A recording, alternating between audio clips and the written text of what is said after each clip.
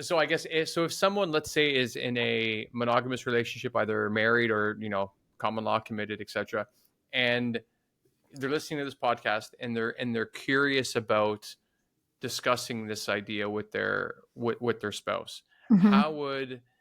how would they go about and do that? Because obviously you don't want to even bring this up and then your spouse has a rolling meltdown for weeks about it, and then it actually ends up fracturing what was otherwise a very healthy relationship. So how would you recommend somebody bringing that up?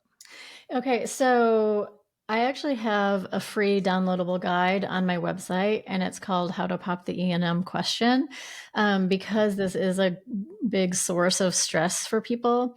I also have a video on my YouTube channel of the same title, talking about that. And I mean, since you asked the question, I will say, generally speaking, there's two things going on. One, even just talking about non-monogamy from the beginning opens up vulnerability, right? Because of what you're talking about. Like, I am afraid to bring this up because I don't want to hurt my partner, but also have them angry at me or think I'm crazy or whatever. So right away, there's some emotional vulnerability there. Now, I'm not going to say people aren't going to have an emotional reaction. And that's one of the things I say. You have to expect everything. Like, it could be, because, we always think about worst case scenario, but we don't usually consider it could be best case scenario. So what if you brought it up and your partner was like, I've actually been curious about that too. I'm so glad you're saying that. Now that is, Right. that can happen. And the other extreme can happen, like me, which I was like, are we getting a divorce? Like, I'm really confused about this. And certainly there was a lot of conversation that we had before we even settled on like exploring it. But that's one of my big pieces of, I'm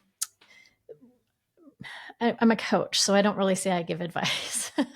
But here's a piece of advice.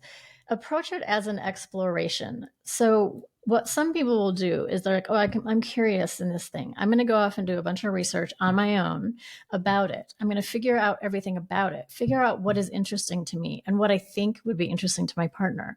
Then I'm going to approach them with the package. That is actually the wrong approach, because that is a much more overwhelming proposition when listen to these different conversations. I don't know, I'm just kind of curious about ethical non-monogamy. I just kind of want to read more about it or even talk about it. Would you want to do that with me? Like, explore it with me? Versus, okay, I've been researching non-monogamy and I know exactly what was going to work for us. And I just need you to say yes or no.